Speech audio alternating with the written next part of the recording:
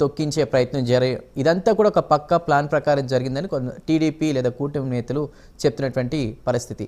ఆంక్షలు ఉల్లంఘించినా పోలీసులు ఏమీ చేయలేకపోయారా?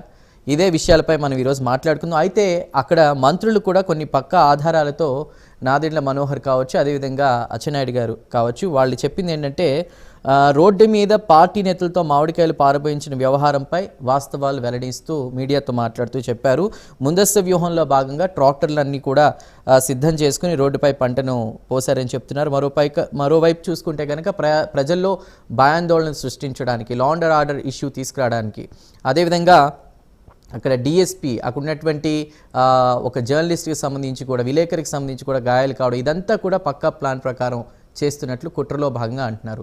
అసలు ఏంటి, ఏం జరుగుతుంది, దీనిపై మాట్లాడటం ఇవాల్టి మనకి డిబేట్లో జాయిన్ అవుతున్నారు గిడ్డి సత్యనారాయణ గారు, జనసేన ఎమ్మెల్యే పి గన్నవరం. సత్యనారాయణ గారు నమస్తే. అండ్ రైట్, సత్యనారాయణ గారు మరికొద్దిసేపట్లో జాయిన్ అవుతారు. అదేవిధంగా నలిమిల్లి రామకృష్ణారెడ్డి గారు, బీజేపీ ఎమ్మెల్యే.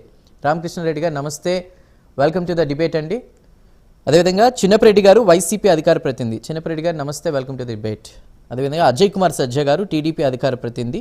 అజయ్ కుమార్ గారు నమస్తే, welcome to the debate. Right, ముందుగా నలిమిల్లి రామకృష్ణారెడ్డి గారితో మాట్లాడదాం. రామకృష్ణారెడ్డి గారు, కావాలని కుట్రలో భాగంగా ఇదంతా పక్కా ప్లాన్ ప్రకారం జరిగింది అంటూ కూడా కూటమి చెప్తున్నటువంటి పరిస్థితి. అసలు నిజంగా మామిడి రైతులు ఇబ్బందులు ఎదుర్కొన్నారా ఏంటి, మీరేం చెప్తారు? మామిడి రైతులు ఇబ్బందుల్లో ఉన్నారనేది కూటమి ప్రభుత్వం గ్రహించడం, ఎందువల్లంటే గతంలో ఎన్నడూ లేనంత ప్రొడక్షన్ ఇవాళ రావడం, అనూహ్యంగా ప్రొడక్షన్ పెరగడం వల్ల అంత ఇబ్బందులు ఎదుర్కొంటున్న నేపథ్యంలో రాష్ట్ర ప్రభుత్వం అలర్ట్ కావడం, కేంద్ర ప్రభుత్వం దృష్టికి తీసుకెళ్ళడం, ఏ విధంగా అయినా తోతాపురి మామిడి రైతులకి మేలు చేయాలనే సంకల్పంతో కూటమి ప్రభుత్వం ముందుకెళ్తా ఉంది. ఇటువంటి నేపథ్యంలో ప్రతి సమస్యని రాజకీయం చేయాలి, ప్రతి సమస్య పైన ఒక అరాజకం సృష్టించాలి, తద్వారా ఈ రాష్ట్రం శాంతి భద్రతల సమస్య ఉందని దేశానికి, ప్రపంచానికి చాటి చెప్పాలి, తద్వారా పెట్టుబడులు రాకుండా చేయాలనే జగన్మోహన్ రెడ్డి వ్యూహం ఇటీవల కాలంలో మనం చూసేది మూడవ సంఘటన, వరుస సంఘటన. అరాచకం సృష్టించడం, పరామర్శల పేరుతో అరాచకం సృష్టించడం.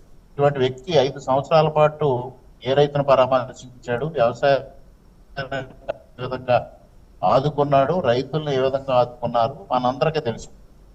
రోజు రోడ్డు మీదకి రాని వ్యక్తి, పరదాల మట్టిని తిరిగిన వ్యక్తి ఇవాళ పరామర్శల పేరుతో ముందుకొచ్చి విధ్వంసం సృష్టిస్తూ రాష్ట్రాన్ని ఇబ్బందికరమైన పాలు చేస్తూ రాష్ట్రంలో శాంతి భద్రతల సమస్యలు ఉన్నాయని చాటి చెప్పాలి, తద్వారా ఈ రాష్ట్రానికి పెట్టుబడులు రాకుండా అడ్డుకోవాలి, రాష్ట్రాన్ని ఆర్థికంగా సంక్షోభంలోకి నెట్టివేయాలని ప్రయత్నం చేయడంలో భాగమే జరుగుతూ ఉందనేది నేను చెప్తా ఉన్నాను.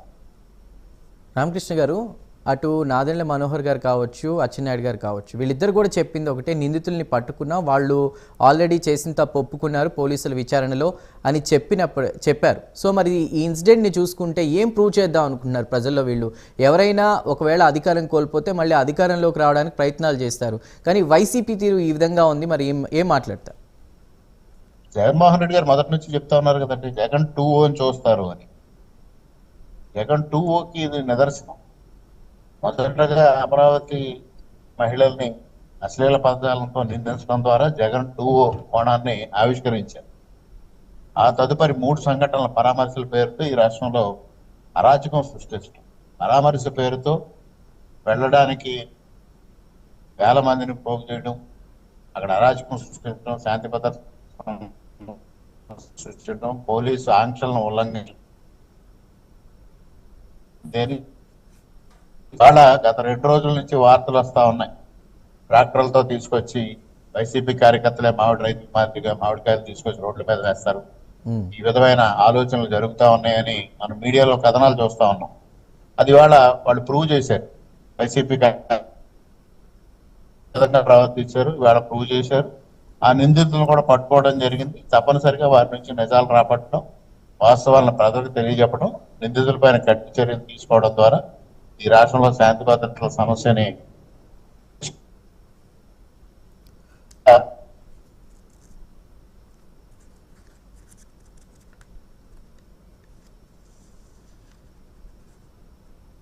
రైట్, సిగ్నల్ ఇష్యూ ఉన్నట్టుంది. రామకృష్ణారెడ్డి గారు, మళ్ళీ మీతో మాట్లాడే ప్రయత్నం చేస్తాను.